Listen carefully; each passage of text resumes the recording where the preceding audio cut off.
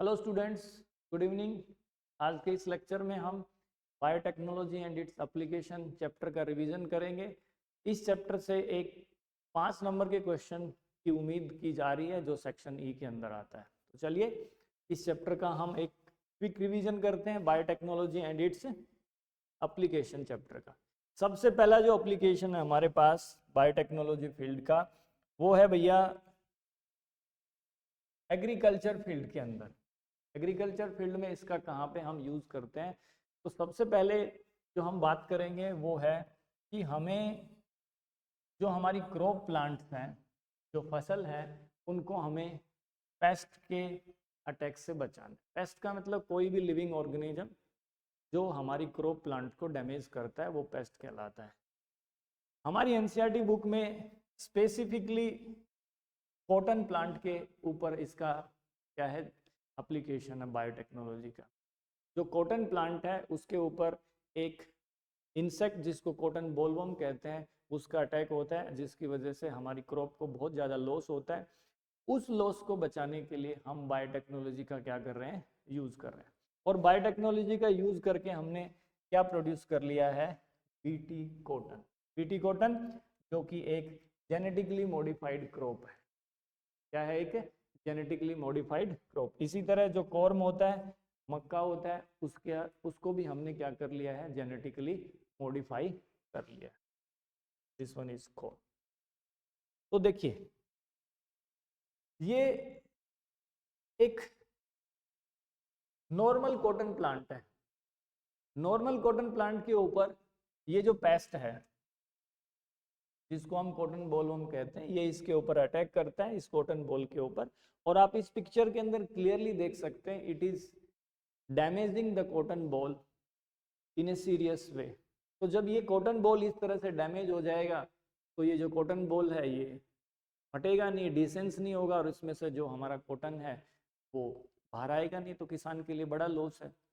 इस लॉस को रोकने के लिए बायोटेक्नोलॉजिस्ट ने क्या किया, इस प्लांट को, कॉटन प्लांट को जेनेटिकली मॉडिफाई कर दिया और इस प्लांट के अंदर एक बैक्टीरियम के जीन डाल दिए, और उस बैक्टीरियम का नाम है बेसिलस thuringiensis। तो देखिए कैसे हम ये सब करते हैं। एक बैक्टीरियम होता है, उस बैक्टीरियम का नाम होता है बेसिलस thuringiensis। इसको आप 1-2 बार लिख के देख लें क्योंकि ये नाम एग्जाम के अंदर पूछा जा सकता है। बेसिलस thuringiensis, जिसको शॉर्ट फॉर्म में हम कहते हैं बीटी। ये वो बैक्टीरियम है। इस बैक्टीरियम का जो डीएनए होता है, इस बैक्टीरियम का जो डीएनए है, इस डीएनए के अंदर एक जीन पाया जाता है, and that gene is specifically known as cry gene. याद रखना, जब हम जीन का जिक्र करेंगे तो small C, small R, small Y, और इसको इटैलिक्स में लिखेंगे। This word represent gene. और ये जो जीन है क्राई जीन, जिस प्रोटीन के लिए कोड करता है उसको हम राइट करते हैं capital CRY। Capital CRY means the protein coded by the cry gene. Small CRI means it represents gene. अब ये जो क्राई प्रोटीन होती है ये इनएक्टिव रूप में रिलीज होती है, जिसको हम कहते हैं प्रोटॉक्सिन। जैसे हमारे स्टोमक में पेप्सिनोजन रिलीज होता है तो वो भी इनएक्टिव एंजाइम होता है। सिमिलरली ये जो टॉक्सिन है ये इनएक्टिव फॉर्म में रिलीज होती है, जिसको हम क्या कहते हैं, प्रोटॉक्सिन। ये प्रोटॉक्सिन, कई बार ऐसा सवाल भी आता कि इस बैक्टीरियम को ये क्यों नुकसान नहीं पहुंचाती, क्योंकि ये इस बैक्टीरियम में इनएक्टिव रूप में क्या होती है, इनएक्टिव फॉर्म में प्रेजेंट होती है। That's why it does not harm the bacillus thuringiensis। तो बायोटेक्नोलॉजिस्ट को ये पता चल गया कि इस बैक्टीरियम में एक जीन है जिसका नाम क्राई जीन है। वो जीन एक टॉक्सिक प्रोटीन क्रिस्टल बनाता है, तो उस जीन को इन्होंने क्या कर लिया, आइडेंटिफाई कर लिया, यहाँ से क्या कर लिया, आइसोलेट कर लिया। Important thing is remember the name of the bacterium, that is bacillus thuringiensis। इस जीन को निकाला और इन्होंने इसको एक सुटेबल वेक्टर की मदद से किसके अंदर ट्रांसफर कर दिया, कॉटन प्लांट के अंदर। ठीक है। अब ये जो क्राइजीन है हमारे पास, ये क्राइजीन बहुत इंपॉर्टेंट टॉपिक है इस चैप्टर के अंदर। इस क्राइजीन की कुछ टाइप्स होती हैं। जैसे पहली टाइप है cry first AC, cry second AB. Cry cry first second A B. अब इसको कैसे याद रखना है? ये जो लास्ट दो लेटर्स हैं, C stand for cotton, B stand for bollworm. तो अगर ये जीन दे रखे हों और आपसे पूछा जाए कि बताओ ये जीन कौन सी टॉक्सिक प्रोटीन के लिए कोड करेंगे, और वो टॉक्सिक प्रोटीन क्रिस्टल कौन से पेस्ट को हार्म करेगी, तो उसका नाम है कॉटन बोलवर्म। क्या नाम है उसका? Cotton bollworm. So these two genes, cry first AC, cry second AB, they code for the toxic protein that is responsible for control of cotton bollworm. फिर दूसरा जो क्राई जीन है जिसको हम कहते हैं cry first AB, this one is responsible for preventing the infestation of corm borer. ये मक्का है, इस मक्के के ऊपर ये जो पेस्ट है जिसको हम बोरर कहते हैं, इसके इन्फेस्टेशन को रोकता है। तो ये जो जीन है ना, cry first AC, cry second AB, cry first AB, ये स्पीसीज स्पेसिफिक होते हैं। क्या होते हैं? स्पीसीज स्पेसिफिक होते हैं। और भैया इनको ठीक से आपको याद रखना है, इंपॉर्टेंट टर्मिनोलॉजी है और इंपॉर्टेंट जीन है ये। अब देखिए हमने कैसे कॉटन के प्लांट को बीटी कॉटन बना लिया।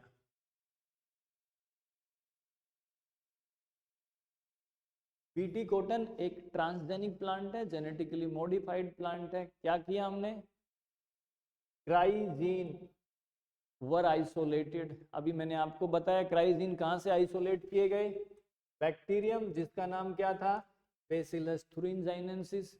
और उन जीन्स को हमने किसके अंदर इनकॉर्पोरेट कर दिया, किसके अंदर डाल दिया? कॉटन प्लांट के। कॉटन प्लांट क्या कहलाएगा? बीटी। अब क्या होता है कि इस प्लांट के ऊपर जैसे ही कोई पेस्ट क्या करता है? अटैक करता है। जैसे ही कोई पेस्ट क्या करता है? अटैक करता है, तो जो क्राइजीन है वो किसके लिए कोड करता है? प्रोटॉक्सिन के लिए। और वो प्रोटॉक्सिन जब क्या होती है, वो पेस्ट उसको क्या करता है? इंजेस्ट करता है। पेस्ट जब इस कॉटन प्लांट को खाएगा तो इस प्लांट का कोई भी पार्ट जब उसकी बॉडी के अंदर जाएगा तो पेस्ट की बॉडी में प्रोटॉक्सिन बनेगा। और वो प्रोटॉक्सिन क्या होता है? जो इनएक्टिव होता है वो उसकी गट में जाके, इसमें जाके गट में जो कीड़ा है उसकी जो आंत होती है, मिड गट होती है, उसमें जाके वो प्रोटॉक्सिन किस में कन्वर्ट हो जाता है? एक्टिव टॉक्सिन के अंदर। क्यों? क्योंकि ये सारा खेल वहां की एल्केलाइन पीएच का है। ये प्रोटॉक्सिन किस में कन्वर्ट हो गया है? एक्टिव टॉक्सिन में। कहाँ पे जाके? उसकी मिड गट के अंदर। क्यों कन्वर्ट हुआ? This one is very important, क्योंकि उसकी मिड गट थी, उसका पीएच एल्केलाइन है। जितनी ज्यादा एल्केलिनिटी वहां पे होगी उतना ही फास्ट वो प्रोटॉक्सिन एक्टिव टॉक्सिन के अंदर कन्वर्ट होगा। और जैसे ही प्रोटॉक्सिन एक्टिव टॉक्सिन में कन्वर्ट होता है, इसकी जो मिड गट होती है, कीड़े की जो मिड गट होती है, उसके एपिथेलियम रप्चर हो जाएगा, फट जाएगी। तो जिस कीड़े की आंत, जिस कीड़े की गट रप्चर हो जाती है तो ऑब्वियस सी बात है उसकी डेथ हो जाएगी। तो हमने बस बड़ा सिंपल सा काम किया है। हमने जीन लिया, क्राइजीन कहाँ से लिया? बेसिलस thuringiensis से। एक सुटेबल वेक्टर की मदद से किस में डाल दिया हमने?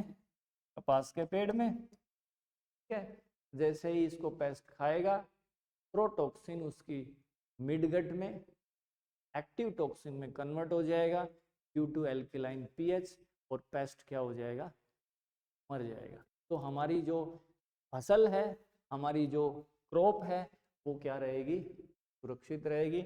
इसके ऊपर अटैक नहीं होगा, नहीं होगा तो आपको पता है कि ये कॉटन बॉल पूरी तरह से डिसेंस होगा इसका, और इसमें से कॉटन हम प्राप्त कर सकते। इंपॉर्टेंट टॉपिक है ये बीटी कॉटन कैसे बनी और मैकेनिज्म क्या है बीटी कॉटन का, कैसे वो जो कॉटन बॉलवर्म है उसको उसके अटैक को रोकती। आगे बढ़ते हैं। आगे वाला भी टॉपिक बहुत इंपॉर्टेंट है। देखिए भाई, बायोटेक्नोलॉजी की मदद से हमने जो टोबैको का प्लांट है उसको भी क्या बना दिया, पेस्ट रेजिस्टेंट बना दिया। तंबाकू का जो पेड़ है ये नॉर्मल है, ये तंबाकू के पेड़ की जड़ है, रूट है, ये नॉर्मल प्लांट है जिसकी जड़ों में किसी प्रकार का कोई अटैक नहीं हुआ है, इन्फेस्टेशन नहीं हुआ है।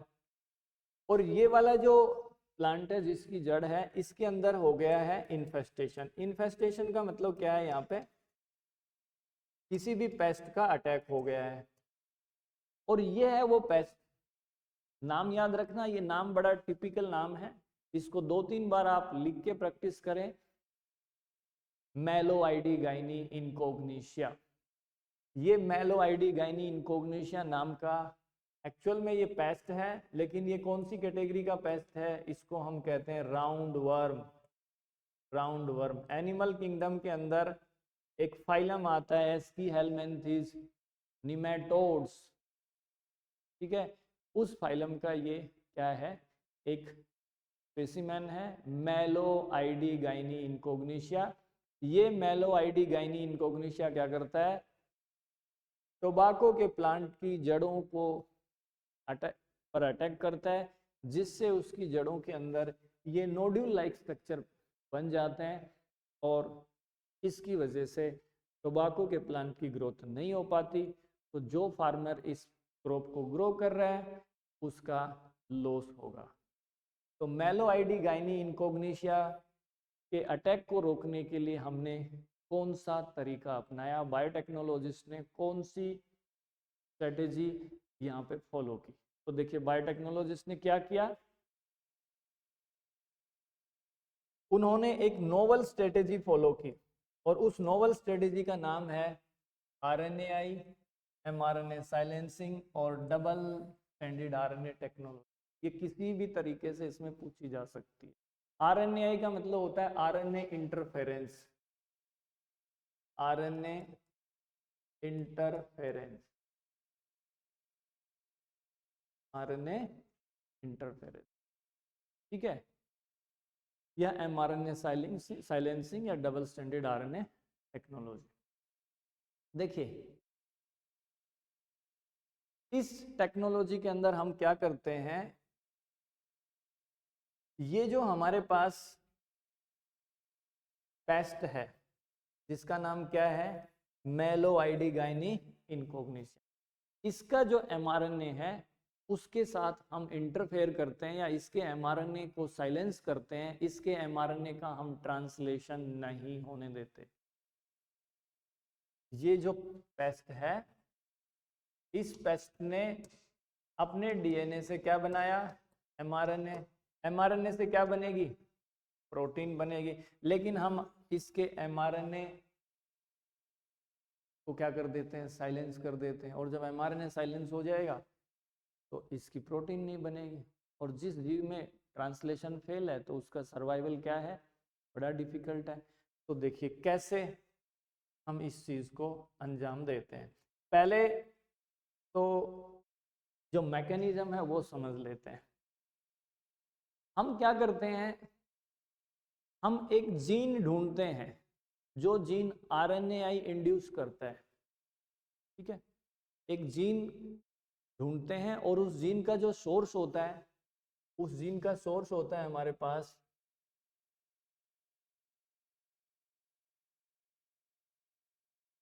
what is the source of the gene, one is called transposon,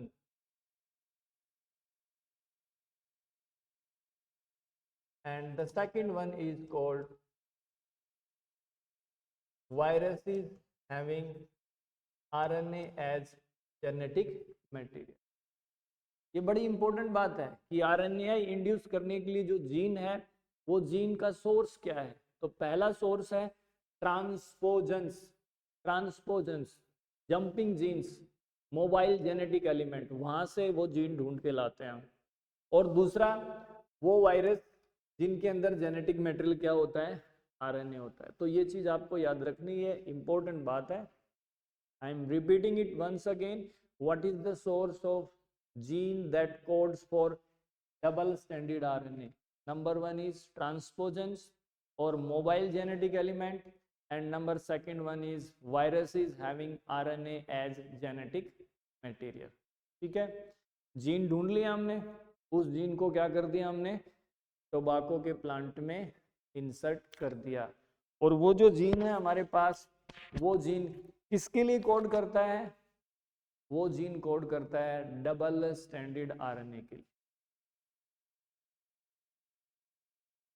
तो भैया हमने क्या कर दिया है,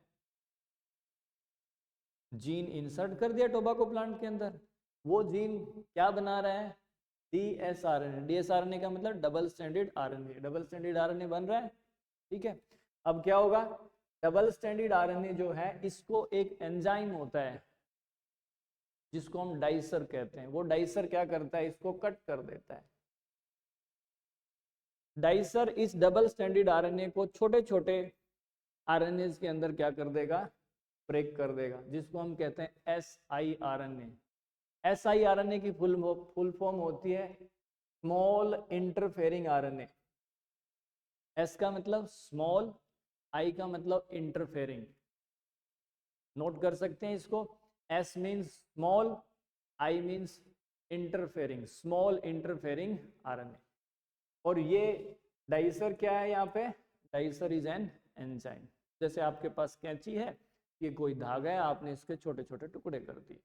ठीक है, अब आगे क्या होगा, ये जो siRNA है, ये siRNA क्या करेंगे, ये जो मैंने ग्रीन बॉल लाइक स्ट्रक्चर दिखाया है, ये वाला, ये जो पार्ट है, इसको हम कहते हैं risk protein component, RISC। RNA induced silencing complex protein risk. ये जो गोल सर्कल दिख रहा है आपको, ये जो गोल सर्कल है हरे रंग का, ये एक रिस्क प्रोटीन का कंपोनेंट है। It is risk protein component. Risk की फुल फॉर्म क्या है, आरएनए इंड्यूस्ड साइलेंसिंग कॉम्प्लेक्स। अब इस प्रोटीन कंपोनेंट के साथ ये siRNA जुड़ गया, ये आपने देख रहे हैं, ये जो siRNA थे ये क्या हो गए, प्रोटीन कंपोनेंट के साथ क्या हो गए, बाइंड कर गए। क्या कर गए, बाइंड। और जब ये बाइंड कर गए तो ये कहलाएगा रिस्क। क्या कहलाएगा, ये रिस्क कहलाएगा। ये पूरा का पूरा स्ट्रक्चर, ये पूरा गोला राउंड स्ट्रक्चर जो प्रोटीन है, और इस प्रोटीन के ऊपर ये क्या जुड़ गए हैं, स्मॉल इंटरफेरिंग आरएनए। तो अब ये बन गया, अब ये पूरा स्ट्रक्चर क्या कहलाएगा, risk RNA induced silencing complex. Next क्या होता है, देखिए ये जो डबल स्टैंडर्ड आरएनए है, यहाँ पे ये जो डबल स्टैंडर्ड आरएनए, इसमें दो स्टैंड है, ये दोनों अनवाइंड हो जाएंगे, अलग अलग हो, अनवाइंड हो गए, सिंगल स्टैंड बच गया। क्या बच गया, सिंगल स्टैंड। अब ये कहलाएगा एक्टिवेटेड रिस्क। क्या कहलाएगा, ये एक्टिवेटेड रिस्क। मतलब आरएनए इंड्यूस्ड साइलेंसिंग कॉम्प्लेक्स अब एक्टिवेट हो गया।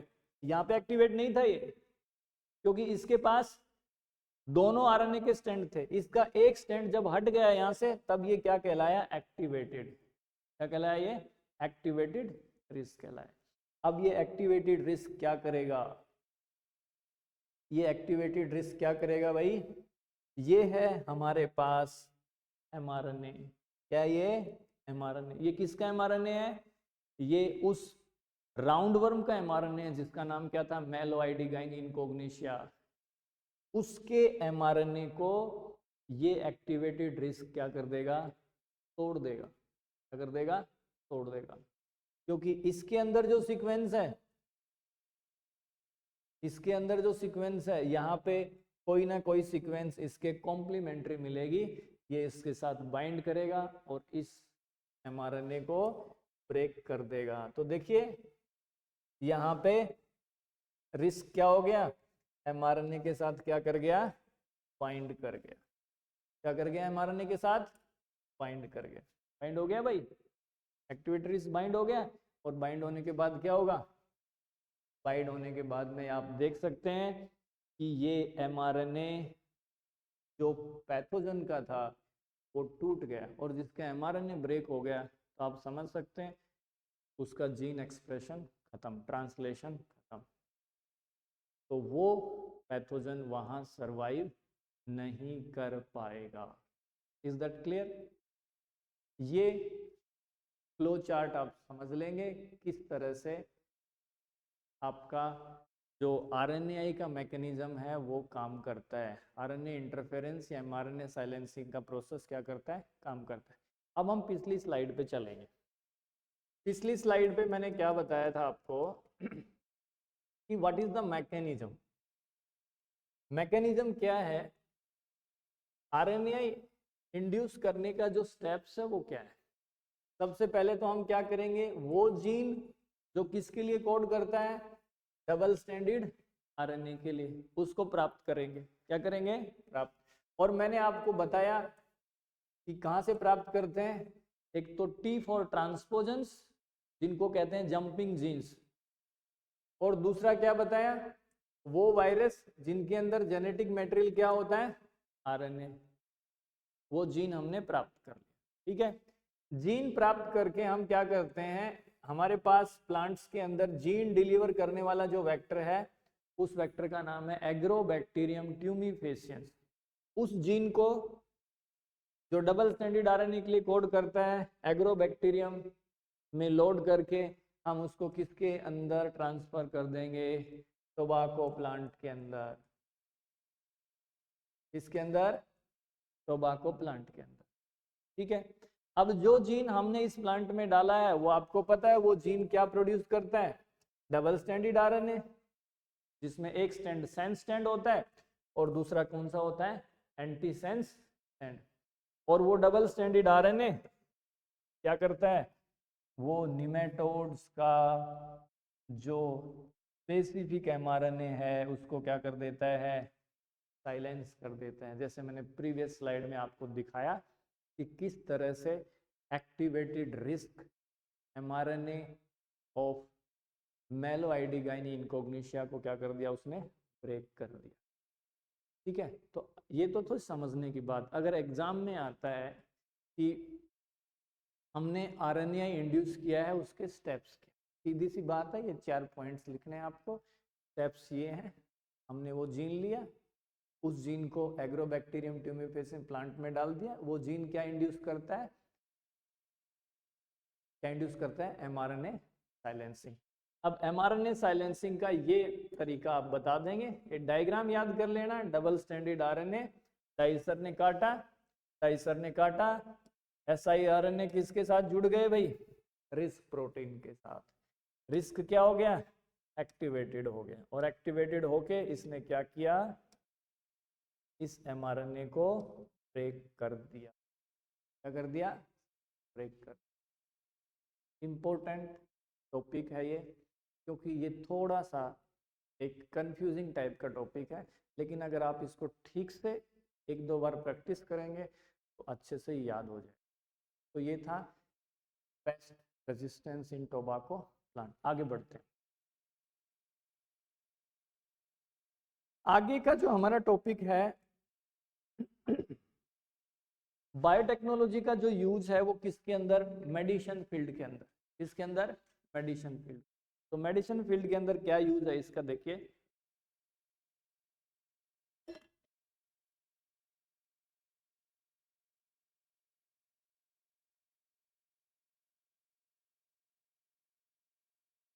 पर्टिकुलरली यहाँ पे किसका जिक्र है, डायबिटीज का।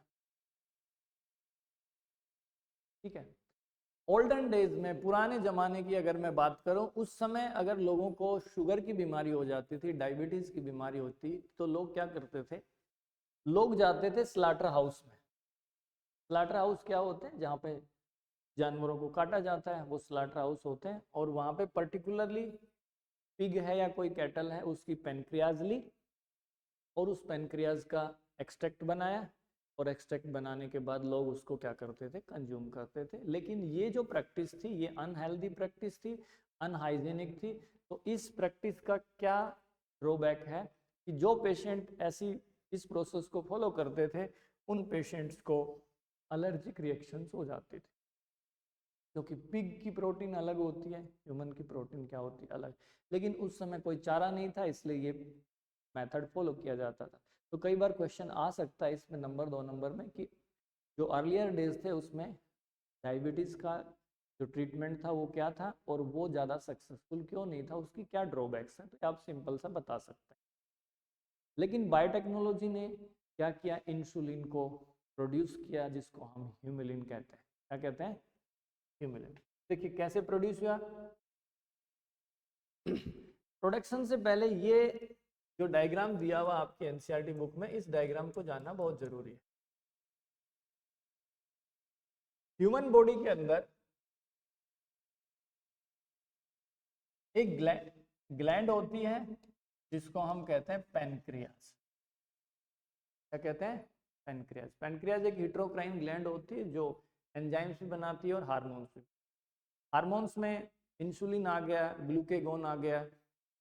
तो जो हमारा हार्मोन है जिसको हम इंसुलिन कहते हैं, वो एक इनएक्टिव फॉर्म में रिलीज होता है, जिसको हम कहते हैं प्रो इंसुलिन। क्या कहते हैं?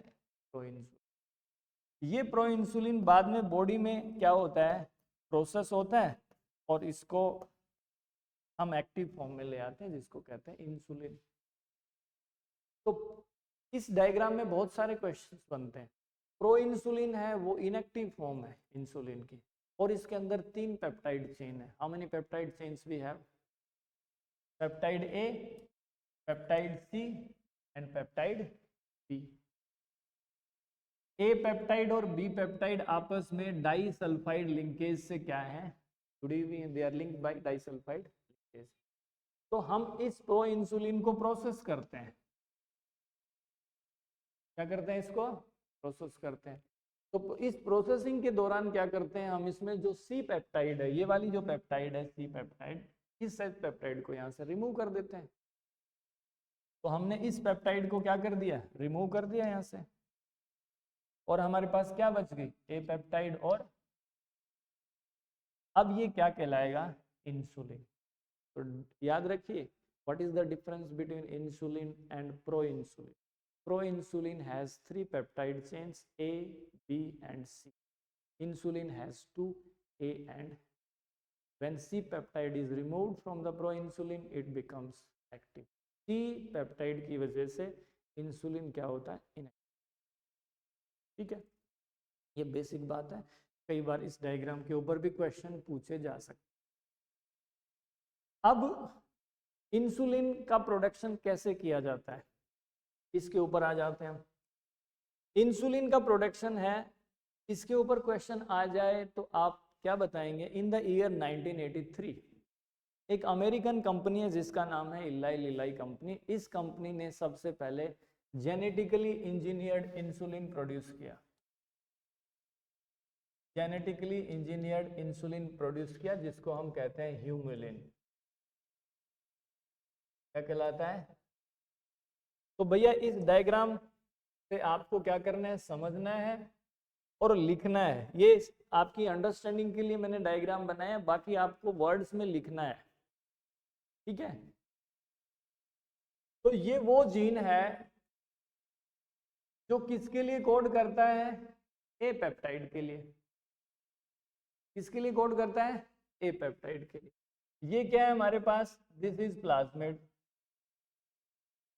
This one is plasmid. इन दोनों को क्या किया हमने? कट किया। किसकी मदद से? रेस्ट्रिक्शन एंजाइम की मदद से। रेस्ट्रिक्शन एंजाइम की मदद से कट कर दिया, और कट करने के बाद में इस जीन को हम यहाँ पे ले आए और इसको जोड़ दिया यहाँ पे। इस जीन को जो कौन सी पेप्टाइड के लिए कोड करता है? ए पेप्टाइड के लिए। उसको हमने प्लाज्मिड के साथ लाइगेट कर दिया और ये कहलाया अब रिकॉम्बिनेंट डीएनए। क्या कहलाया? Recombinant DNA. एंजाइम कौन सा यूज करते हैं लाइगेट करने के लिए? हमारे पास एंजाइम है जिसको हम कहते हैं लाइगेज। ठीक है, अब इस रिकॉम्बिनेंट डीएनए को हम क्या करते हैं, हमारे पास होस्ट है, इस होस्ट का नाम क्या है? इकोलाई। इस होस्ट के अंदर क्या कर दिया, इस रिकॉम्बिनेंट डीएनए को हमने ट्रांसफर कर दिया। क्या कर दिया? ट्रांसफर कर दिया। ट्रांसफर करने के बाद में इकोलाई जो बैक्टीरियम है, जो होस्ट है, इसको हम क्या करते हैं, हमारे पास बायोरिएक्टर होते हैं या फर्मेंटर होते हैं, उसमें इस इकोलाई को हम बहुत ही लार्ज स्केल पर कल्चर करते हैं। क्या करते हैं? कल्चर करते हैं। तो ये जो इकोलाई है, इसके अंदर जो प्लाज्मिड हमने डाला है, उस प्लाज्मिड में वो जीन है जो ए पेप्टाइड के लिए कोड करता है। तो बायोरिएक्टर में बहुत सारी ए पेप्टाइड्स बन जाएंगी। क्या बन जाएंगी? ए पेप्टाइड। और ये हमारी वेसल है, उस वेसल के अंदर हमारे पास क्या आ गई, हमने उसको क्या कर लिया, ए पेप्टाइड को वेसल के अंदर क्या कर लिया, हमने आइसोलेट कर लिया। क्या कर लिया? आइसोलेट। ए पेप्टाइड हमने बना ली। क्या बना ली? ए पेप्टाइड। अब इस डायग्राम को आप अगर से पूछा जाता है एग्जाम में, तो आपको सब कुछ लिखना है यहाँ पे। This is gene which codes for a peptide, this one is plasmid, both are treated with restriction enzymes. ठीक है, after treating with restriction enzyme they are ligated with the help of enzyme ligase. This results into formation of recombinant DNA. This recombinant DNA is transferred into a suitable host, that is E. coli. E. coli is cultured in a bioreactor at large scale, and due to its culturing a peptide is produced which is isolated, separated and purified. ठीक है, ए peptide हमने बना ली। Similarly ये हमारे पास वो gene है जो किसके लिए कोड करता है, बी पेप्टाइड के लिए। यहाँ पे भी क्या ले लिया हमने, प्लाज्मिड। ठीक है, किससे कट किया, रेस्ट्रिक्शन एंजाइम से। इसको क्या कर दिया, प्लाज्मिड के साथ लाइगेट कर दिया। कौन सा एंजाइम यूज करेंगे, लाइगेज। क्या बन गया ये, रिकॉम्बिनेंट डीएनए। इस रिकॉम्बिनेंट डीएनए को फिर हमने क्या किया, होस्ट के अंदर ट्रांसफर कर दिया। होस्ट क्या है हमारे पास, ई कोलाई। क्या है, ई कोलाई। और इस ई कोलाई को फिर हम एक बायोरिएक्टर के अंदर क्या करेंगे, लार्ज स्केल पर कल्चर करेंगे, ग्रो करेंगे।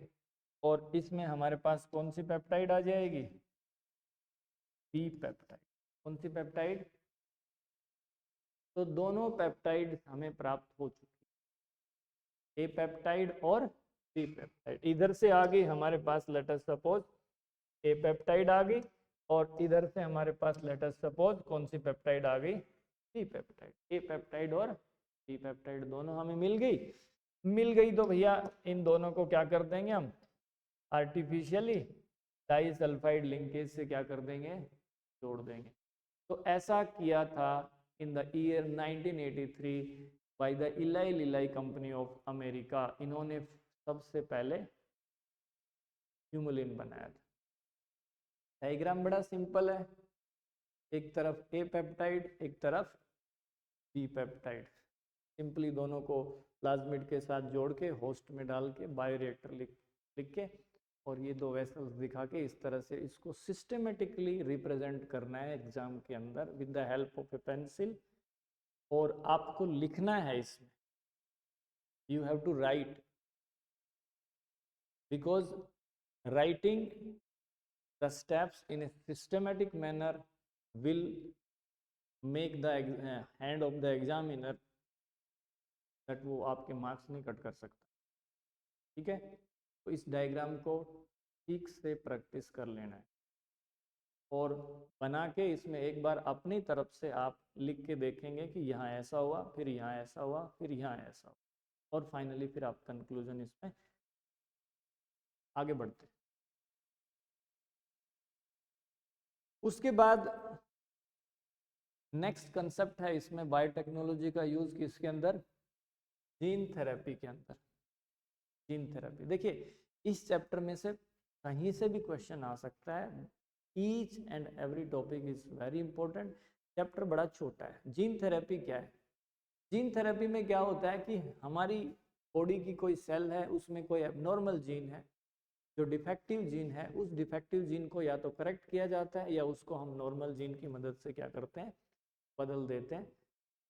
कोई भी डिजीज जो है, कोई भी जेनेटिक डिसऑर्डर, वो आपको पता है कि या तो म्यूटेशंस की वजह से होती है, क्रोमोसोमल एब्रेशन की वजह से होती है। लेकिन यहाँ तो जीन थेरेपी की बात हो रही है, तो जो भी जीन म्यूटेट हो गया है उस जीन की जगह हम क्या करेंगे, एक नॉर्मल जीन डालेंगे या उसको नॉर्मल जीन से रिप्लेस कर देंगे, वो जीन थेरेपी है। जीन थेरेपी सबसे पहले कब की गई थी? In the year 1990। एक 4 साल की लड़की के ऊपर ये प्रोसीजर क्या किया गया था, सबसे पहले फॉलो किया गया था। उस लड़की का नाम था एश शांति डी सिल्वा, एश शांति डी सिल्वा। और उस बच्ची को बीमारी थी, उस बीमारी का नाम है एडीए डेफिशिएंसी। क्या है? ADA deficiency. कई बार एग्जाम में ये भी ऐसे भी लिख देते हैं इसको, एडीए SCID डेफिशिएंसी। एडीए का मतलब होता है एडिनोसिन डीएमिनेज। SCID का मतलब होता है severe combined immunodeficiency, severe combined immunodeficiency. आगे बढ़ते हैं, देखिए इसके बारे में, इस डिजीज के बारे में थोड़ा सा हम जान लेते हैं कि ये डिजीज है क्या। एडीए डेफिशिएंसी जो है इसका कारण क्या है? एडीए जो होता है एक एंजाइम होता है। क्या होता है? एक enzyme. ADA adenosine deaminase is enzyme. This enzyme is produced by A type of WBC that is called lymphocyte. कौन सी सेल प्रोड्यूस करती है इसको? लिम्फोसाइट, जो हमारी WBC की एक टाइप है। और इस एंजाइम का क्या रोल है हमारी बॉडी के अंदर? ये एंजाइम हमारी बॉडी का जो इम्यून सिस्टम होता है उसकी प्रॉपर फंक्शनिंग के लिए बहुत जरूरी है। अगर ये एंजाइम बॉडी में नहीं है तो इसका मतलब हमारी बॉडी का इम्यून सिस्टम प्रॉपरली काम नहीं करेगा। अब हुआ क्या, जो जीन इस एंजाइम के लिए कोड कर रहा था उस जीन में क्या आ गया? म्यूटेशन आ गई। क्या आ गई? म्यूटेशन। और कौन से टाइप की म्यूटेशन? डिलीशन। जैसे मैं कहता हूं कि ये था भाई जीन, और ये जीन किसके लिए कोड कर रहा है? एडीए के लिए कोड कर रहा है। इस जीन के ये जो सीक्वेंस है, इसके जो बेस पेयर है उनमें डिलीशन हो गया। क्या हो गया है? डिलीशन। तो एडीए नहीं बनेगा। एडीए नहीं बनेगा तो अफेक्टेड पर्सन का इम्यून सिस्टम काम नहीं करेगा और उसको किसी तरह की बीमारी बड़ी आसानी से हो सकती है। अब इस डिजीज का जो ट्रीटमेंट है वो क्या है? पहला ट्रीटमेंट है जिसको हम कहते हैं bone marrow implantation, bone marrow transplant, bone marrow transplant. Bone marrow transplantation क्या होता है? किसी भी एक क्लोजली रिलेटिव का हड्डियों से बोन मैरो निकाला जाता है। हमें मालूम है कि हमारी जो लॉन्ग बोन्स होती है उसके अंदर एक लिक्विड पाया जाता है जहाँ हमारी RBC बनती है, हिमेटोपोइसिस जहाँ होता है। तो बोन मैरो निकाला और उस बोन मैरो को उस अफेक्टेड चाइल्ड के अंदर क्या कर देंगे, हम ट्रांसप्लांट कर देंगे। एक तो ये है। दूसरा मेथड क्या है कि जो फंक्शनल एंजाइम है, बायोटेक्नोलॉजी की मदद से हमने जो एंजाइम बना लिया है, एडीए एंजाइम है, उसका इंजेक्शन लिया, बच्चे के अंदर क्या कर दिया, इंजेक्ट कर दिया। तो ये दो तरीके हैं। लेकिन ये दोनों की दोनों अप्रोच हैं, इनका डिसएडवांटेज क्या है? डिसएडवांटेज ये है कि these are not completely curative. इस दोनों अप्रोच से बच्चे का पूर्णतया इलाज संभव नहीं है। क्या इज दैट क्लियर? एडीए क्या है, क्या काम होता है इसका, कौन सी सेल्स प्रोड्यूस करती हैं इसको, और ये क्यों नहीं बना? क्योंकि जीन में क्या होगी? म्यूटेशन। फिर इसका जो इलाज है, क्योर है, वो क्या है? दो तरीके हैं, बोन मैरो ट्रांसप्लांटेशन या फंक्शनल जीन का। लेकिन ये भी पूरी तरह से क्या है, कारगर साबित नहीं होती है। तो जीन थेरेपी को फॉलो किया गया। जीन थेरेपी में आप क्या बताएंगे भाई? ये डायग्राम बना देना और लिख देना इसमें आप। ये बच्ची थी जिसकी उम्र 4 साल थी। वैसे तो एनसीईआरटी में नाम नहीं दिया हुआ इसका, अशांति डिसिल्वा थी, और ये आज भी अलाइव है, she is alive even till today. आप नेट पे सर्च कर सकते हैं। तो अशांति डिसिल्वा इन द ईयर 1990, दो जो साइंटिस्ट थे, एक का नाम था एम्ब्लीज, दूसरे का नाम था एंड्रेस्को। ये आप नाम याद नहीं रखेंगे, एनसीईआरटी में नहीं। तो इस बच्ची का सबसे पहले क्या लिया गया? ब्लड निकाला गया इस बच्ची का, और इस बच्ची की ब्लड से कौन सी सेल्स आइसोलेट कर ली गई भाई? लिम्फोसाइट्स। कौन सी? लिम्फो। तो ये पहला स्टेप हो गया, blood was taken out, lymphocytes were separated. ठीक है, इन लिम्फोसाइट सेल्स को फिर कल्चर मीडियम के अंदर ग्रो किया गया। ये कल्चर मीडियम मान लिया हमने, इसके अंदर ये कौन सी सेल्स हैं? These are lymphocyte cells. ये जो सर्कल्स में ये सेल्स हैं लिम्फोसाइट, क्योंकि इन सेल्स में एडीए वाला जीन डिलीट हो चुका है, म्यूटेट हो चुका है। फिर क्या करेंगे हम? फिर हम करेंगे, हम एक कॉम्प्लीमेंट्री डीएनए बनाते हैं। क्या बनाते हैं? सीडीएनए। सीडीएनए का मतलब होता है कॉम्प्लीमेंट्री डीएनए। ये कॉम्प्लीमेंट्री डीएनए हम एमआरएनए की मदद से बनाते हैं, रिवर्स ट्रांसक्रिप्टेज एंजाइम की हेल्प से। तो आप सब इतना याद रखना, कॉम्प्लीमेंट्री डीएनए जो एडीए के लिए कोड करता है, वो हमने लेबोरेटरी में आर्टिफिशियली क्या कर लिया? सिंथेसाइज कर लिया। इस कॉम्प्लीमेंट्री डीएनए को हमने लोड कर दिया किसके अंदर? रिट्रोवायरल वेक्टर के अंदर। इस जीन को इन सेल्स में ट्रांसफर करने के लिए हमने कौन सा वेक्टर यूज किया है? रिट्रोवायरस। रिट्रोवायरस क्या होते हैं? जिनके अंदर जेनेटिक मेटेरियल क्या होता है? आरएनए। ठीक है, वो क्या शो करते हैं? Reverse transcription. ये जीन इन रिट्रोवायरस में लोड किया, और लोड करने के बाद रिट्रोवायरस को क्या करवाया हमने? रिट्रोवायरस का क्या करवाया? अटैक करवाया।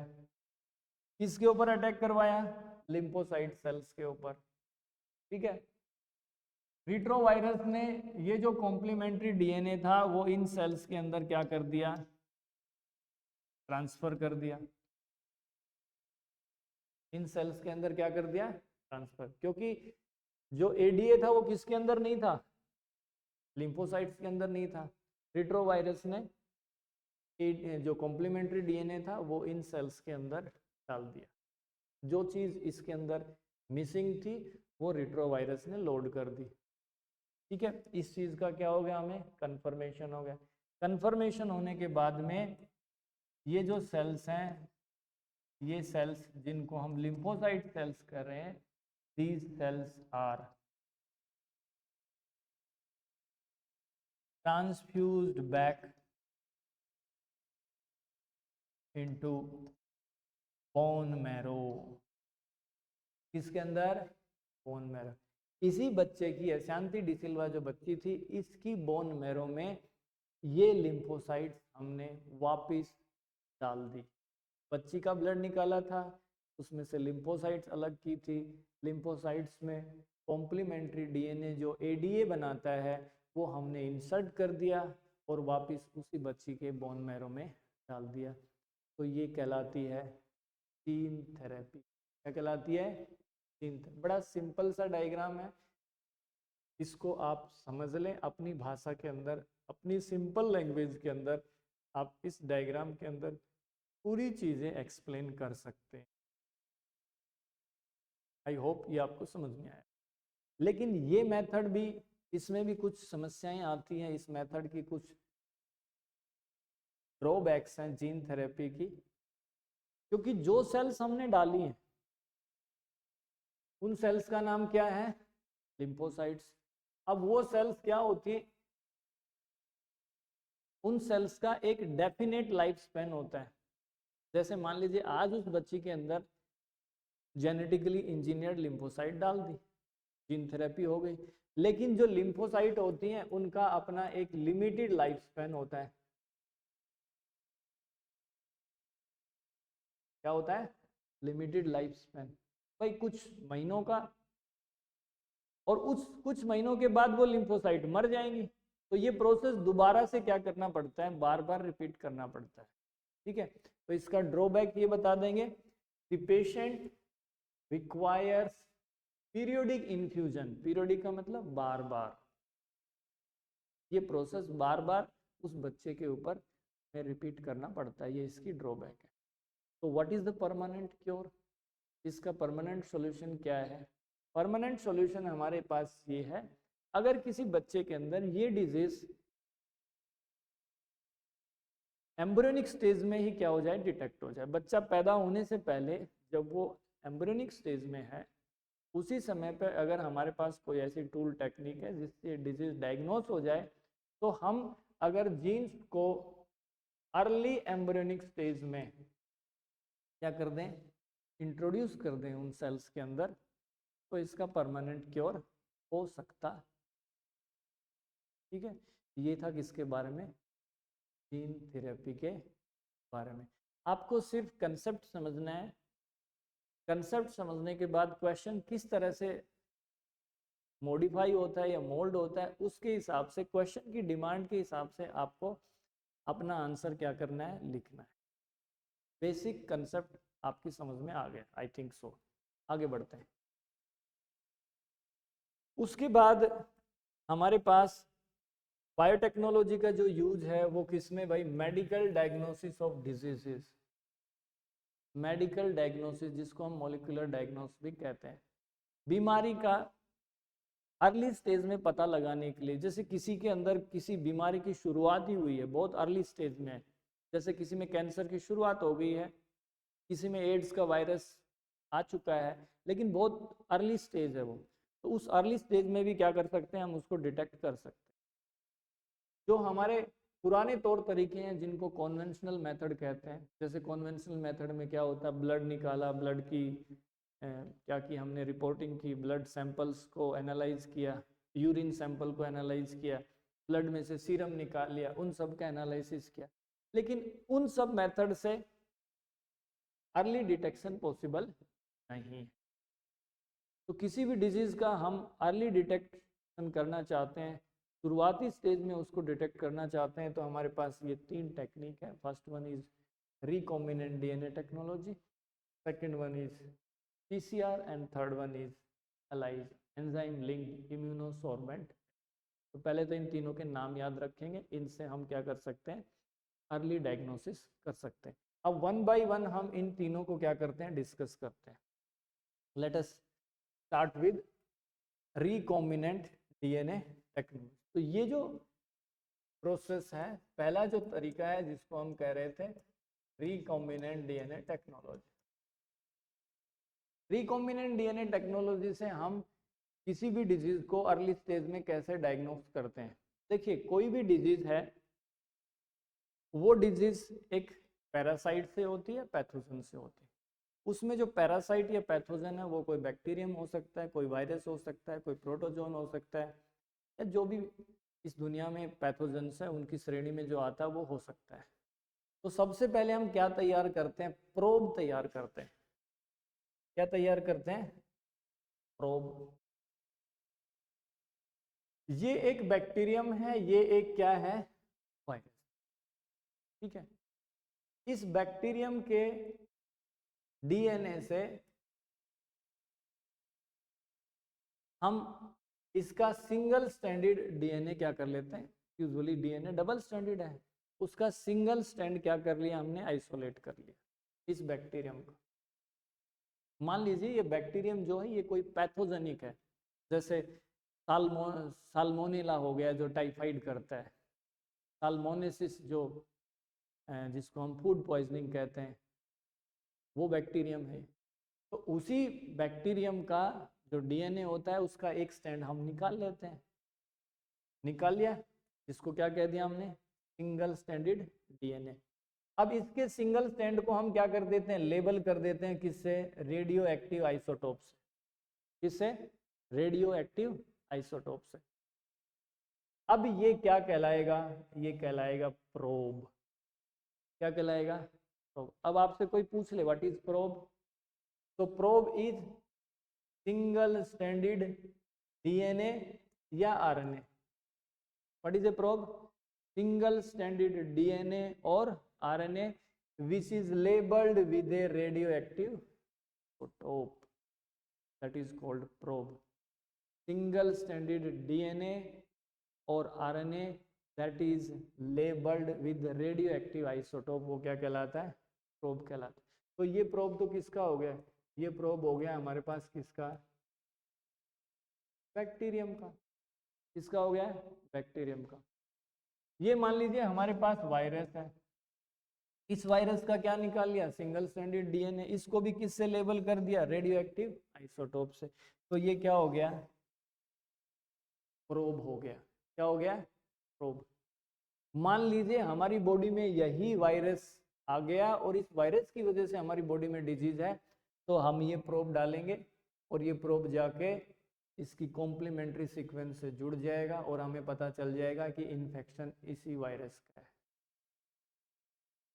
तो रिकॉम्बिनेंट डीएनए टेक्नोलॉजी के अंदर सबसे पहला काम क्या करते हैं? हम प्रोब तैयार करते हैं।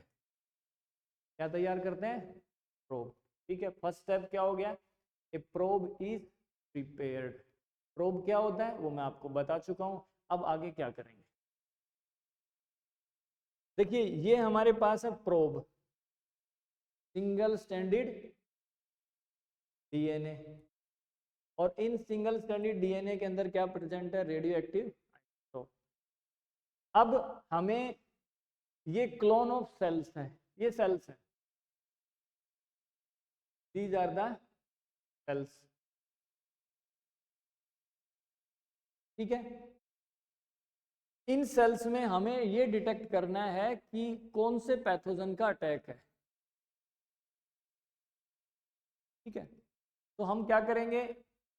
ये जो क्लोन ऑफ, क्लोन का मतलब आप समझते हैं, सिमिलर सेल्स हैं, इन प्रोब्स को क्या कर देंगे? ये जो क्लोन ऑफ सेल्स हैं इनके अंदर छोड़ देंगे। तो देखिए ये क्या है? These are the probes. ये जो ग्रीन कलर में आपको दिख रहे हैं ये क्या है? प्रोब्स हैं।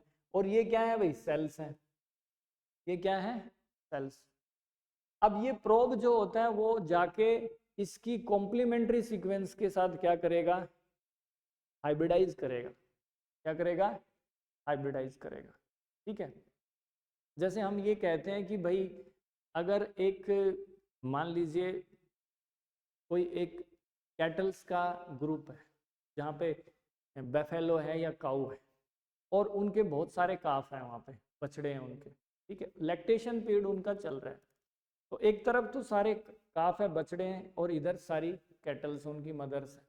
तो जैसे ही हम काफ को छोड़ेंगे तो सारे जो बछड़े हैं वो जाके उनकी जो रेस्पेक्टिव मदर है उनके साथ, उनकी मेमोरी ग्लैंड के साथ क्या हो जाएंगे? वो जाके सकलिंग करना शुरू कर देंगे। वो किसी दूसरी मदर के साथ जाके अटैच नहीं होंगे, जो उनकी मदर है उसी के साथ। तो हम ये कह रहे हैं कि यहाँ पे जो ये प्रोब है,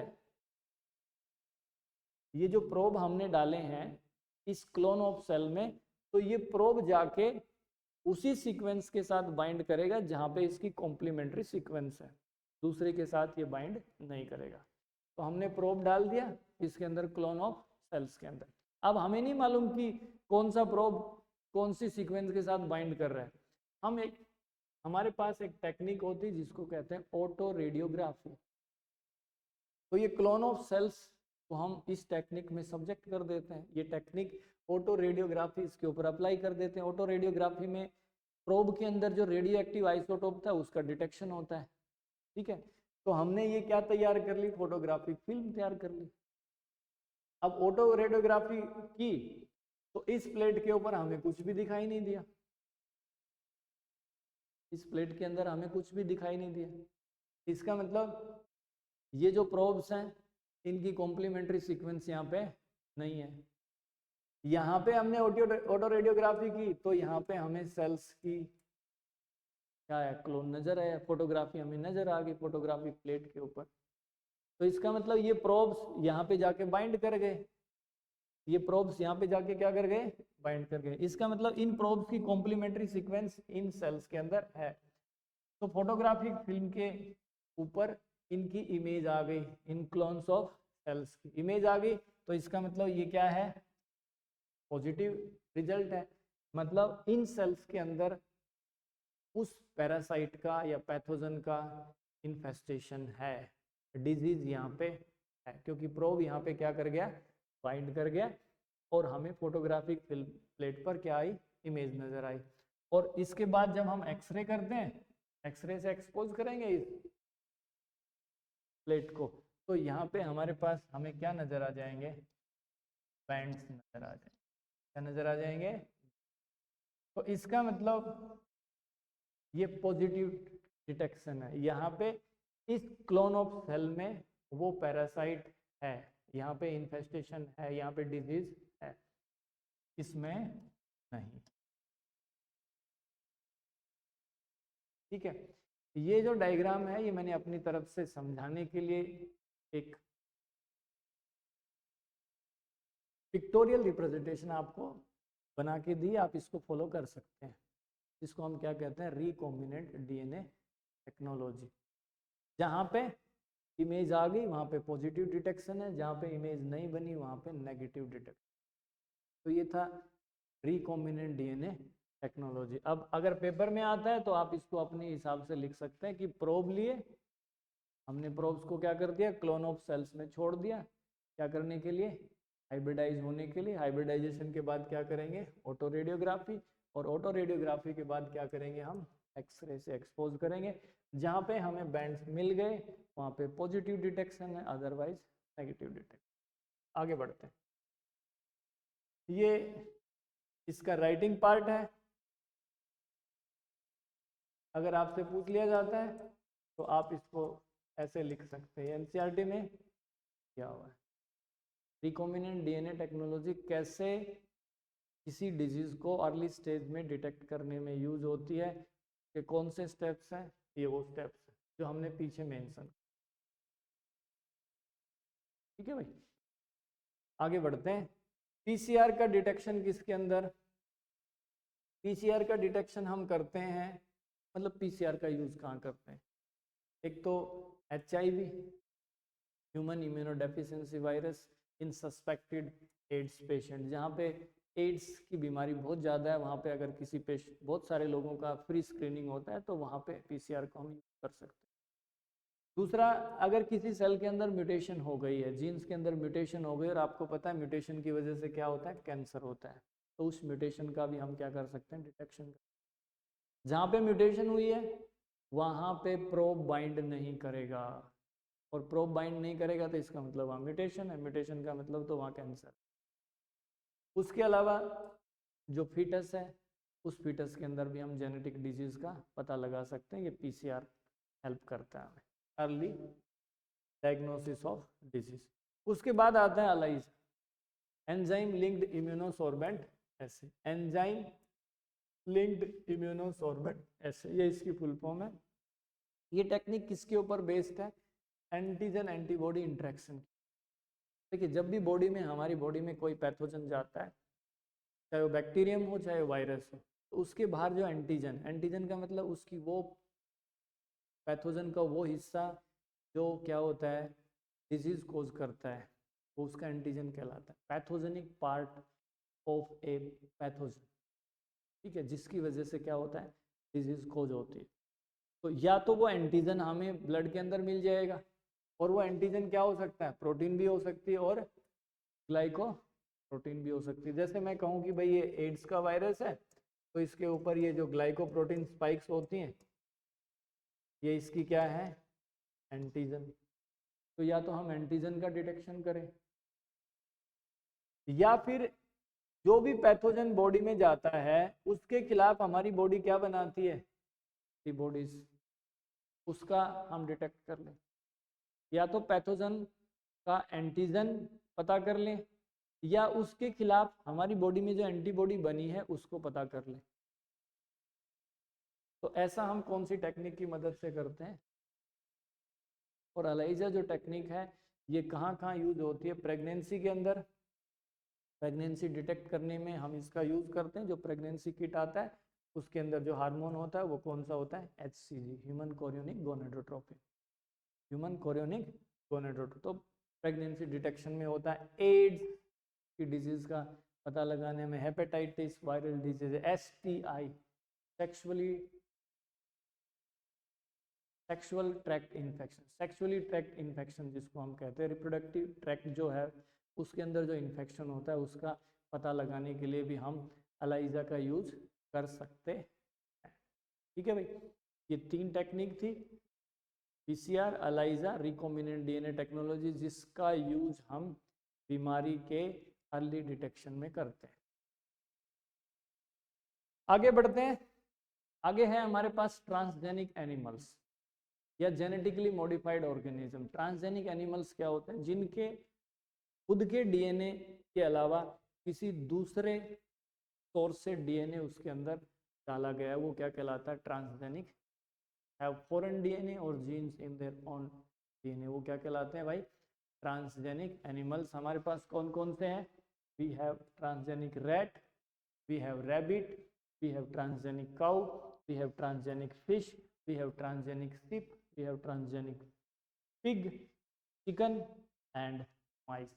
सबसे ज़्यादा जो पॉपुलेशन है ट्रांसजेनिक एनिमल्स में वो माइस की होती है। 95% जो ट्रांसजेनिक एनिमल्स हैं वो क्या है।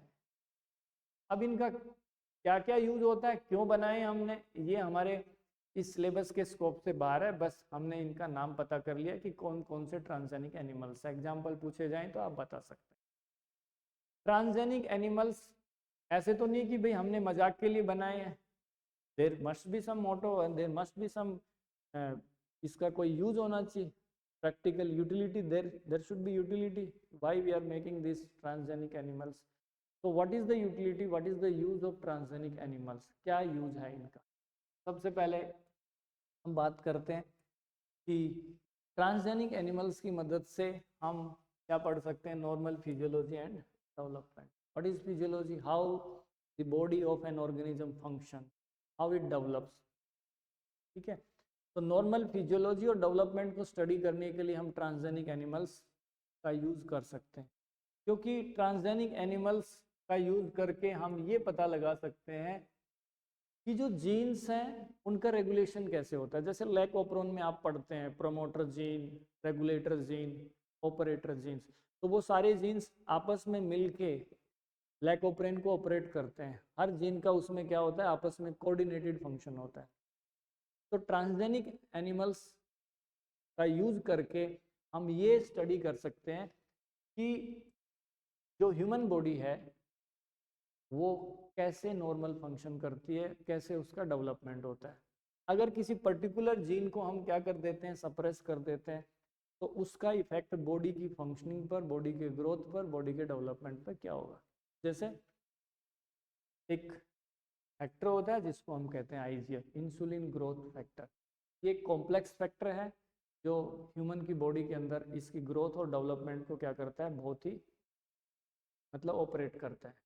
इसके बारे में कोई ज़्यादा हमें डिटेल में जाने की ज़रूरत नहीं है, बस आप इतना याद रख लेना कि नॉर्मल फिजियोलॉजी और डेवलपमेंट का अध्ययन करने के लिए, स्टडी करने के लिए हम ट्रांसजेनिक एनिमल्स का यूज़ करते हैं। या एग्जाम्पल पूछा जाए तो IGF का बता देना। उसके बाद जो दूसरी बात है वो study of disease. Transgenic animals हैं उनको हम मॉडल बना लेते हैं। जैसे कोई भी एनिमल है ट्रांसजेनिक, जैसे रैट है, माइस है, उसके अंदर हम क्या करते हैं, जीन्स को मॉडिफाई करके उसको एक मॉडल बना लिया, कैंसर का मॉडल बना दिया, उसमें कैंसर इंड्यूस कर दी। सिस्टिक फाइब्रोसिस जो आप जेनेटिक्स में पढ़ते हैं, जिसमें एबनॉर्मल थिक म्यूकस प्रोड्यूस होता है। रूमेटॉइड आर्थराइटिस, जॉइंट्स की स्वेलिंग हो जाती है। Alzheimer disease. तो पहले तो मॉडल बनाएंगे, फिर अध्ययन करेंगे कि ये डिजीज पर्टिकुलरली किन किन चीज़ों को अफेक्ट कर रही है, और उसके बाद हम ट्रीटमेंट ऑप्शन भी क्या कर सकते हैं, ढूंढ सकते हैं। मॉडल बनाया, उसके बाद कोई ट्रीटमेंट अगर उसके ऊपर ट्रायल है तो वो भी हम कर सकते हैं। ये है दूसरा यूज जिसको हम कहते हैं स्टडी ऑफ डिजीज। उसके बाद हमारे पास तीसरा जो पार्ट है वो बड़ा इंपॉर्टेंट है, यहाँ से क्वेश्चंस आते हैं, biological products.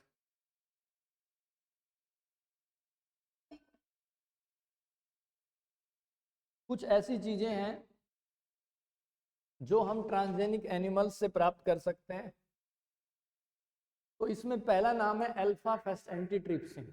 Alpha fest antitrypsin, ये एक डिजीज को ट्रीट करने में हम इसका यूज करते हैं, एम्फाइसीमा। ठीक है, ये एक फेफड़ों की बीमारी है जिसके अंदर क्या होता है, हमारी जो लंग्स की एल्वेलाई है उसकी जो वाल होती है वो रप्चर हो जाती है। ये पर्टिकुलरली उन लोगों में होती है जो स्मोकिंग करते हैं। 11वीं एनसीईआरटी के अंदर ये डिजीज दी हुई है, रेस्पिरेटरी सिस्टम वाले चैप्टर के अंदर। तो लंग्स को कोई डिजीज हो गई है, उस डिजीज से बचाने के लिए हम इस प्रोडक्ट का यूज करते हैं, अल्फा फर्स्ट एंटीट्रिप्सिन, जो हम किसी भी ट्रांसजेनिक मॉडल जैसे कि पिग हो गया, कैटल हो गया, उससे प्राप्त कर सकते हैं। This one is very important.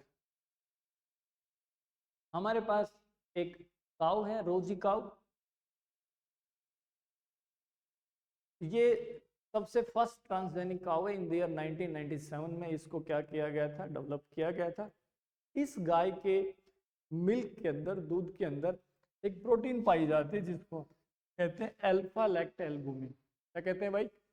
Alpha lactalbumin. और ये प्रोटीन जो है ये इसके 1 लीटर मिल्क के अंदर 2.4 ग्राम पाई जाती है। 1 लीटर दूध में 2.4 ग्राम अल्फा लैक्ट एल्बुमिन नाम की प्रोटीन पाई जाती है। ये प्रोटीन छोटे बच्चों के लिए, न्यूली बॉर्न बेबीज के लिए बहुत ही क्या होती है, न्यूट्रिशनल होती है। एक नॉर्मल गाय के दूध की बजाय रोजी काऊ जो है उसका दूध जो होता है वो नवजात शिशुओं के लिए क्या होता है, ज़्यादा न्यूट्रिशनल होता है, ज़्यादा फायदेमंद। इसलिए हमने इस को क्या किया, ट्रांसजेनिक काऊ बना दिया। ठीक है भाई, स्पेसिफिक बात इसमें याद रखनी है। इस गाय के दूध में कौन सा प्रोटीन पाया जाता है, अल्फा लैक्ट एल्बुमिन, 1 लीटर में 2.4 ग्राम। ये बायोलॉजिकल प्रोडक्ट्स की बात होगी। आगे चलते हैं। चौथा यूज जो है, fourth one is vaccine safety. जैसे कोई भी वैक्सीन बनती है, आपके एनसीईआरटी बुक में पोलियो नाम की जो वैक्सीन है उसका जो ट्रायल है वो भी ट्रांसजेनिक एनिमल। इस दुनिया में कोई भी वैक्सीन जब आती है तो जो उस वैक्सीन का ट्रायल चलता है तो बहुत सारे ट्रांसजेनिक मॉडल्स बनाए जाते हैं उसी डिजीज का।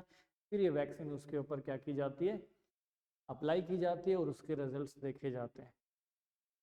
केमिकल सेफ्टी टेस्टिंग, जो ट्रांसजेनिक एनिमल्स हैं उनको हम क्या करते हैं, टॉक्सिक सब्सटेंस से एक्सपोज करते हैं और उनका रेस्पॉन्स स्टडी करते हैं। और रेस्पॉन्स स्टडी करने के बाद हम किसी कंक्लूजन पे आते हैं कि ये केमिकल इतना टॉक्सिक हो सकता है, इसका ये हार्मफुल इफेक्ट हो सकता है। तो these are the 5 uses of transgenic animals. First one is study of normal physiology and development, second one is study of diseases, third one is biological product, fourth one is vaccine safety and fifth one is chemical safety testing.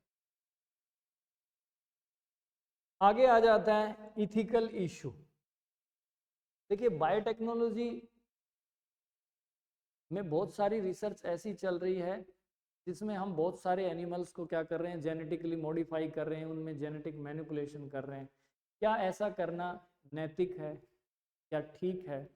क्या जिस भी plant को, जिस भी animal को हम transgenic बना रहे हैं, उसमें जेनेटिक मैनिपुलेशन कर रहे हैं, क्या उससे उसके ऊपर कोई हम टॉर्चर तो नहीं कर रहे उसको, बेवजह से तो ये रिसर्च नहीं चल रही। तो कुछ इथिकल इश्यूज हैं जो सामने आते हैं, इथिक्स जो होती है वो सामने आती है। और ऐसे इथिकल इश्यूज को एक कमेटी देखती है जिसका नाम होता है जीईएसी। कई बार पूछ लिया जाता है 1 नंबर 2 नंबर में, व्हाट इज जीईएसी की फुल फॉर्म क्या है, जेनेटिक इंजीनियरिंग अप्रूवल कमेटी।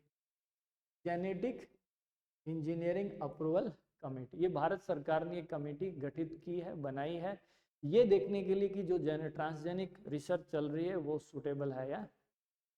तो ये जो जीएसी ये क्या देखती है कि जो भी जेनेटिकली मॉडिफिकेशन वाली रिसर्च चल रही है, हम ट्रांसजेनिक पोटैटो बना रहे हैं, ट्रांसजेनिक कॉटन बना रहे हैं, ट्रांसजेनिक पिग बना रहे हैं, क्या ये वैलिड है या नहीं, क्या ये सही है या नहीं है, ठीक से ये किसी पर्पज से हो रही है या नहीं हो रही। दूसरा ये क्या देखते हैं कि जो भी जेनेटिकली मॉडिफाइड ऑर्गेनिज्म हम इकोसिस्टम में इंट्रोड्यूस कर रहे हैं, जैसे बीटी कॉटन है, कपास है, मान लीजिए उससे सारे वो कॉटन बॉलवर्म मर गए तो फिर बटरफ्लाई कहाँ से आएगी?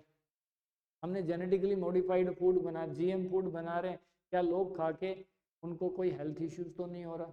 तो जैसे ही हम जेनेटिकली मॉडिफाइड ऑर्गेनिजम्स को इंट्रोड्यूस करते हैं पब्लिक सर्विस के लिए, तो उससे कोई नेगेटिव इफेक्ट तो नहीं आ रहा है, उसका कोई ऐसा परिणाम तो नहीं आ रहा जिससे वो एक बहुत बड़ा कंसर्न बन जाए, एक बहुत बड़ा मुद्दा बन जाए। तो ये इथिकल इश्यूज के अंदर आता है, तो ये कमेटी देखती है, GEAC, genetic engineering approval committee. उसके बाद एक शब्द है जिसको हम कहते हैं पेटेंट। क्या कहते हैं? पेटेंट। पेटेंट क्या होता है? जैसे मान लीजिए आप कोई वैज्ञानिक है, कोई रिसर्चर है, और आपने एक ऐसी खोज की है जो खोज आज तक दुनिया में किसी ने नहीं की है, वो नोवेल है, नई खोज है, और उस खोज का कोई ना कोई ह्यूमन बींग्स के लिए बहुत अच्छा इस्तेमाल है, वो ह्यूमन बींग्स की वेलफेयर में यूज की जा सकती है। तो आप अपनी रिसर्च का क्या ले सकते हैं? पेटेंट ले सकते हैं, ताकि आपकी रिसर्च का कोई दूसरा व्यक्ति मिस यूटिलाइजेशन ना कर सके। तो वो क्या कहलाती है? Patent. So what is patent? Patent is a right, right का मतलब होता है अधिकार, ग्रांटेड बाय गवर्नमेंट, सरकार देती है, स्टेट गवर्नमेंट या central government, to an inventor. आपने खोज की है तो आपको मिलेगा। क्यों मिलेगा? To prevent other from commercial use of his invention, ताकि आपकी के द्वारा की गई खोज का कोई दूसरा व्यक्ति उसका कॉमर्शियल यूज ना कर सके, वो होता है patent. So it is a right granted by the government to an inventor to prevent other from commercial use of his। लेकिन आप ऐसे ही पेटेंट नहीं ले सकते, सिंपली पेटेंट गए ऑफिस की पेटेंट से नहीं, आपकी जो रिसर्च है उसमें कुछ ऐसी चीजें होनी चाहिए। तो वो 3 क्राइटेरिया हमारे पास क्या है? नोवेल्टी, आपने जो भी खोज की है वो क्या होनी चाहिए? नई। Innovation must be new. Novelty, उसमें कुछ नयापन होना चाहिए। आज तक ऐसा नहीं कि किसी दूसरे की चीज़ों को ही रिपीट कर रहे हैं, नहीं। दूसरा पॉइंट है उसमें नॉन ऑब्वियसनेस, मतलब वो जो रिसर्च है उसमें सफिशिएंट यूनिकनेस होनी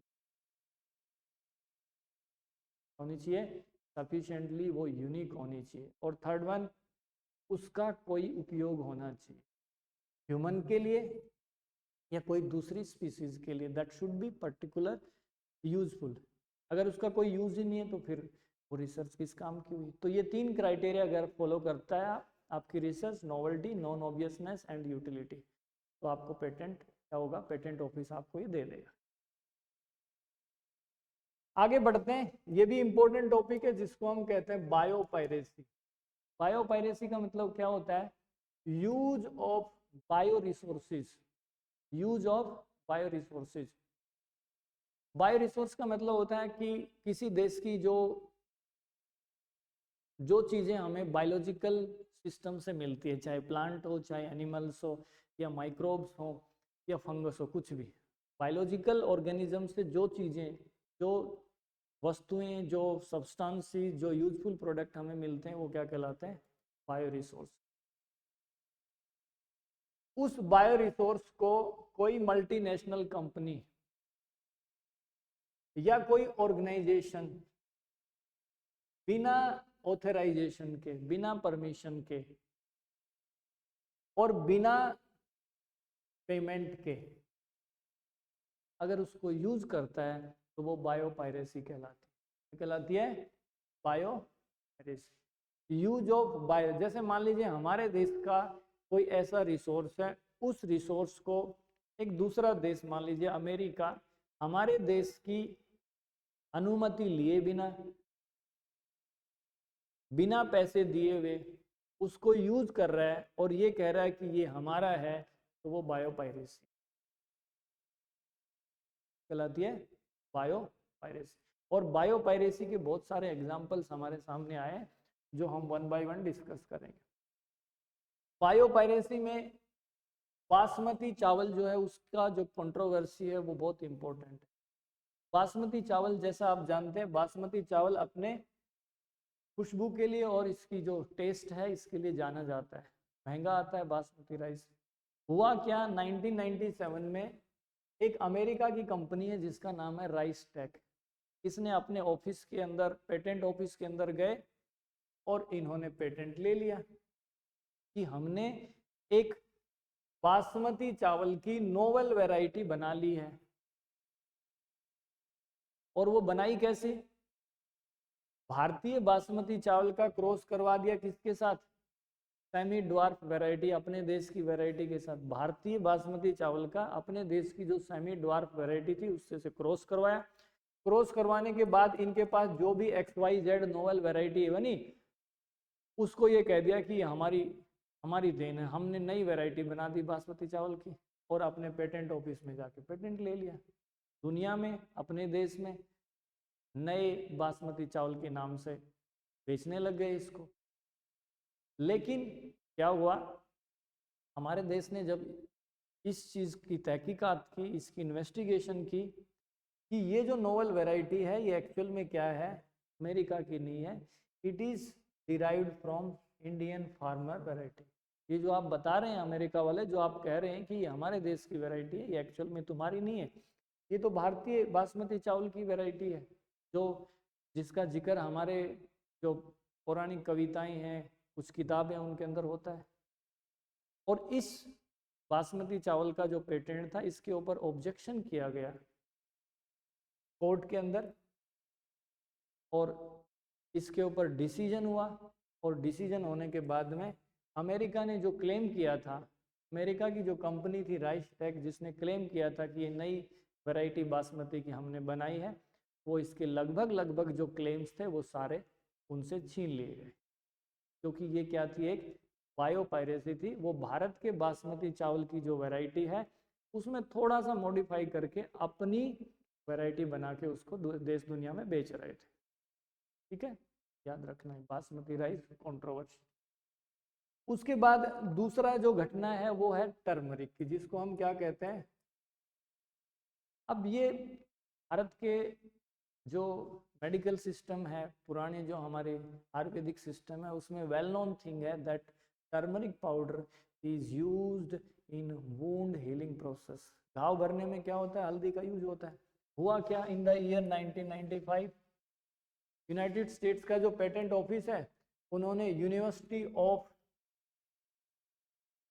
मिसिसिपी, ये क्या नाम है इसका, Mississippi university of, NCERT book में मेंशन नहीं है, याद रखो तो रख लेना, university of Mississippi medical centre को पेटेंट दे दिया। क्या दे दिया, पेटेंट की हमारे यूनिवर्सिटी ने ये खोज की है कि जो हल्दी है वो घाव भरने में क्या करती, मदद करती। इस पेटेंट को चैलेंज किया भारत के साइंटिस्ट जिसका नाम है डॉक्टर R. M. असेलकर, ये भी एनसीईआरटी में नहीं है, and the patent was revoked. इस पेटेंट को भी चैलेंज किया गया और इसका जो पेटेंट था इसको खारिज किया गया। ठीक है, ये भी बायो पायरेसी थी, किसी दूसरे देश की जो इंफॉर्मेशन है, खोज है, उसको कोई दूसरा देश उसकी बिना परमिशन के यूज कर रहा है और पेटेंट ले रहा है और उसको बेच रहा है, तो ये बायो पायरेसी का एग्जाम्पल हो गया। और अंत में आता है हमारे पास नीम ऑयल। किसका, नीम ऑयल। ये कब हुआ, इन द ईयर 1996। जो यूरोपियन पेटेंट ऑफिस है जिसका नाम है मुनिच, ये एनसीईआरटी में ये सारी जानकारी नहीं है, इसने पेटेंट दे दिया किसको, एक फर्म है, एक कंपनी है जिसका नाम है WR ग्रेस एंड कॉर्पोरेशन। इस पेटेंट ऑफिस ने इस कंपनी को पेटेंट दे दिया कि आपने क्या खोजा है, कि जो नीम का ऑयल होता है उसकी फंगीसाइडल प्रॉपर्टी होती है, वो फंगस के अटैक को रोकता है। अब ये जो दो भारतीय साइंटिस्ट हैं, वंदना शिवा और अजय फड़के, ये इस पर बहुत वर्षों से रिसर्च कर रहे थे। जब इनको पता चला कि ऐसा ऐसा इन्होंने पेटेंट मिल गया, तो इन्होंने भी क्या किया, इस पेटेंट को चैलेंज किया, और वर्ष 2005 में ये पेटेंट क्या हो गया, खारिज हो गया। तो बायोपायरेसी में 3 चीज़ों का आप एग्जाम्पल याद रखेंगे, one is basmati rice, second one is turmeric, third one is neem. नीम की फंगीसाइडल प्रॉपर्टी, टर्मरिक की वुंड हीलिंग प्रॉपर्टी, और बासमती राइस की जो वैरायटी है उसको अमेरिका ने ये कहा कि हमारी देन है। ठीक है, ये था इस अध्याय के अंदर। इस अध्याय को हमने एक मोटे मोटे तौर पर टू द पॉइंट हमने इसको क्या कर लिया है, डिस्कस कर लिया है। उम्मीद करता हूँ कि आपको ये समझ में आया होगा। फिर भी अगर कोई आपको इश्यू होता है तो आप फिजिकली आप मेरे से मिल सकते हैं, डिस्कस कर सकते हैं। बहुत बहुत धन्यवाद। Thank you.